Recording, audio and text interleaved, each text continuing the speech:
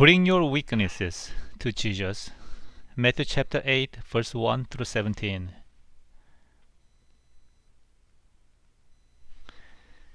Last Sunday we made conclusion of Sermon on the Mount with Jesus' words. Jesus said, "Everyone who hears these words of mine and does them is like a wise man who built his house on rock." How could Jesus say so surely? How does Jesus so confirm us that as long as we follow his guidance, we will be saved, we will arrive the kingdom of heaven? How could he say this way so confidently? Because he is the judge, and he is the healer, and he is the sacrifice for our sins. So he is the healer. We should bring our problems, our burdens to Jesus Christ. So that is how to seek God's righteousness. And that is the first step. That is the first step to build your house on the rock of Jesus Christ. And I can define this way. The basic of faith is to bring your problems to Jesus Christ. If you struggle to solve your problems by yourself, by various sorts of methods in this world, then you're not building your house on the rock of faith. What problem do you have these days? What kind of a concern or anxiety overshadow your heart in your home or in your life? Bring all those worries and anxieties to Jesus, and he will take care of those things. Today we're gonna have 3 reasons why we should bring our weaknesses to Jesus Christ. After Jesus proclaimed the message about God's kingdom and his righteousness in the Sermon on the Mount, and next chapter is chapter 8, and he showed how he healed the sick, how he healed their weaknesses. Number one reason is because he is willing to heal you. He has compassion. Chapter 8, verse 1. After he came down from the mountain, large crowds followed him. And a leper approached and bowed down before him, saying, "Lord, if you are willing, you can make me clean." The leper could have said, "Lord, please help me." Instead of it, he said, "If you are willing." That means, if you are not willing, I have no way to get healing from you. It is fine with me. The leper meant, it is totally up to you whether you want or not. What a humble request. And verse 3 shows Jesus' compassionate heart. He could have healed him without saying anything, without touching him. But he touched him, and he said this way. He emphasized, "I am willing." Verse 3. He stretched out his hand and touched him, saying, "I am willing, be clean." Immediately his leprosy was cleansed. He was a leper, so everyone didn't want to near him because he's disgusting looking and bad smell. Maybe the fear of infection made him be bullied by everyone. He was ritually unclean, but Jesus on purpose touched the man and comforted his broken heart. And he not only healed the man, Jesus accepted him from his heart. Then verse 4, then Jesus said to him, see that you do not speak to anyone, but go, show yourself to a priest, and bring the offerings that Moses commanded as a testimony to them. Why did Jesus commanded him not to spread the news of healing? Because Jesus' coming was not only for the healing of physical illness, but more importantly, he came to save us from death and sin. So Jesus didn't want the people to be distracted from the gospel of the cross to physical needs. As you look at here, the leper brought his weakness, leprosy.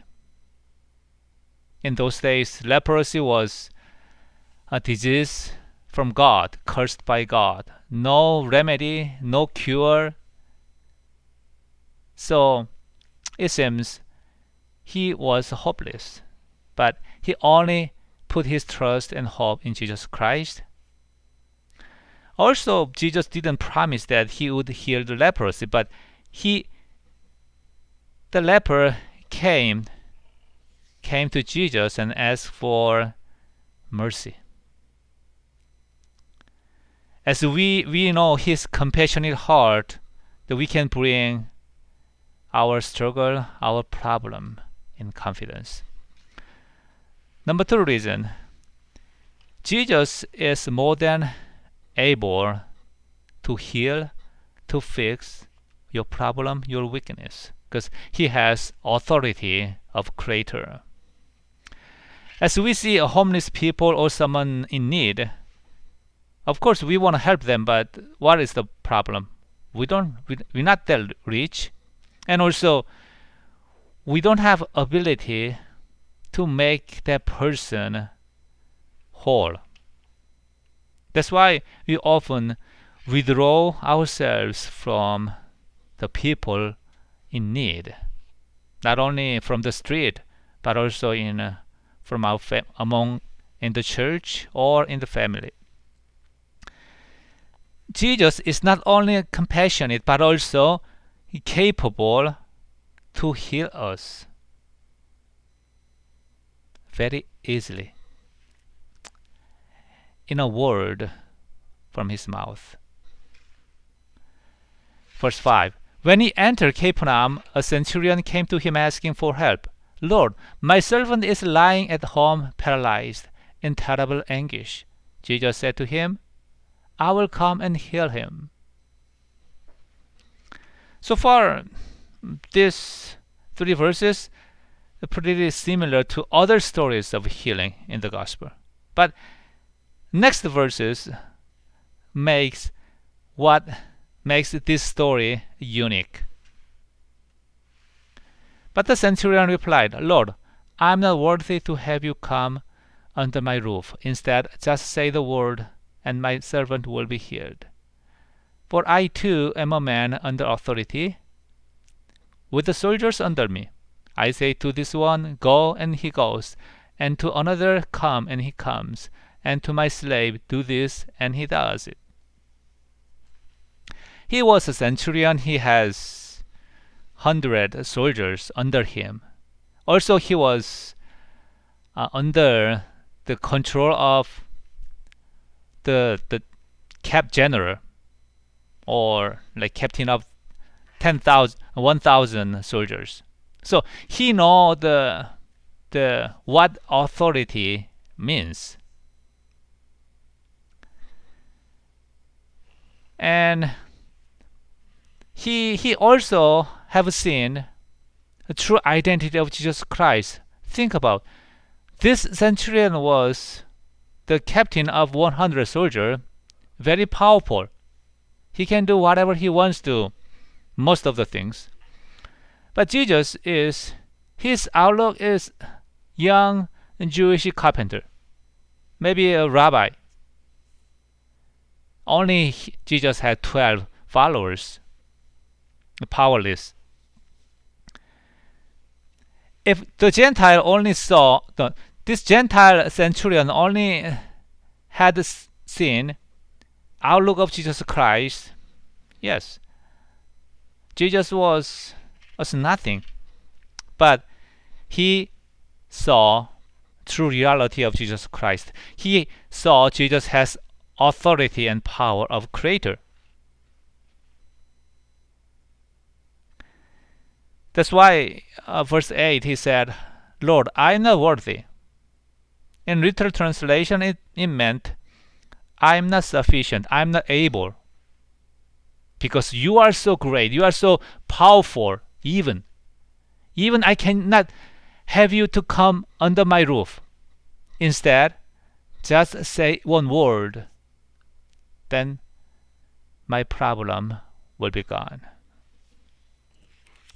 Many times we ask someone for help, we hesitate because we don't want to bother that person. My kids in my home concerned about my time whenever they ask something from me. When I am busy, they rather not ask because they don't want to bother my time. But for Jesus, nothing is burdensome, nothing is too heavy to carry. He can resolve the situation in a word, because he is the creator who made everything through his speech. And Jesus commanded such a faith of centurion. Verse 8. When Jesus heard this, he was amazed and said to those who followed him, I tell you the truth, I have not found such a faith in anyone in Israel. Here, verse 10, Jesus clarified that the faith is the only way to get great power of the Creator, Jesus Christ. Faith is the only way to enter the kingdom of heaven, not the righteousness of the Pharisees or any human being. Only through righteousness of God given in faith in Jesus Christ. Only through faith we can join the banquet in heaven. Verse 11, I tell you, many will come from the east and west to share the banquet with Abraham, Isaac, and Jacob in the kingdom of heaven. But the sons of the kingdom will be thrown out into outer darkness, where there will be weeping and gnashing of teeth. Then Jesus said to the centurion, Go, just as you believed, it will be done for you. And the servant was healed at that hour. Jesus emphasizes centurion's faith, just as you believed. And the servant was healed at the moment Jesus has spoken. Wow. If you truly believe Jesus has infinite power to solve the situation you are struggling in, you would bring it to him. Remember, your problem is no burden to him at all.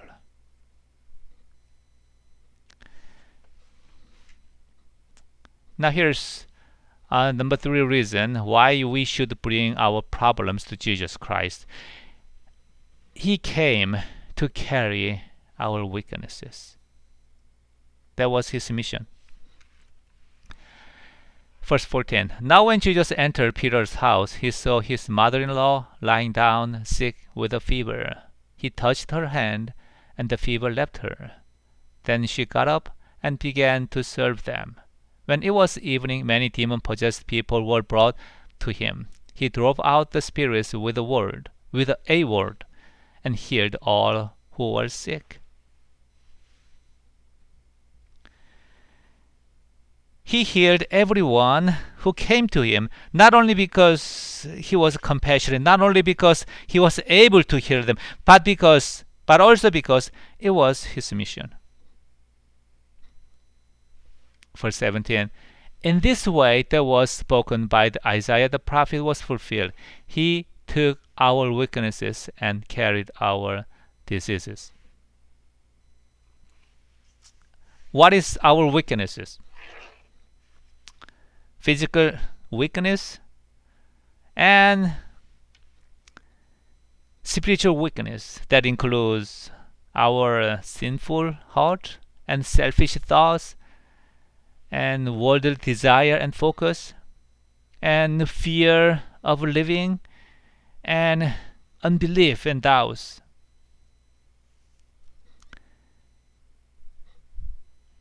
Jesus came to carry all these weaknesses.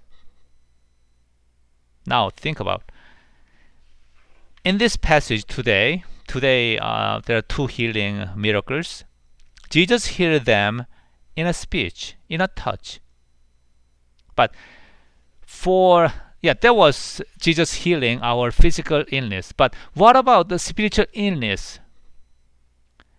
For the problem of our sins, he bore the cross through his body. Through not only touch, through his whole body, he bore the burden of sin on the cross. That's what Bible says. He took our weakness and carried our disease. He took our sin and carried the penalty of the sin. Now, if Jesus bore the cross for our sins, would he not take care of our problems, which he can fix by a word? Of course, he will. He is willing and he's able to save you from the problem. Remember, caring for our weakness was Jesus' mission. So we gotta bring our problems to Jesus. Let me close. Do you hesitate to bring your problems? Maybe if you do, there are two reasons. First one could be, will Jesus care for me? Because I don't come to church every Sunday, or I really don't pray much. I don't read the Bible.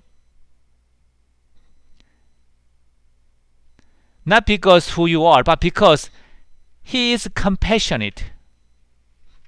He is willing to heal you.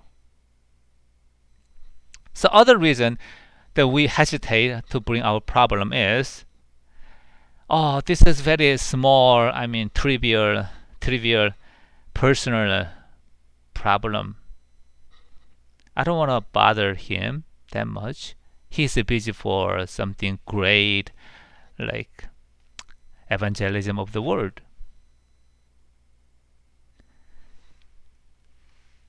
But remember that Jesus has the authority of the Creator. And he is more than able to fix your problem, help you. He can move the mountain with a word, because he created everything through his speech. So he has authority of Creator.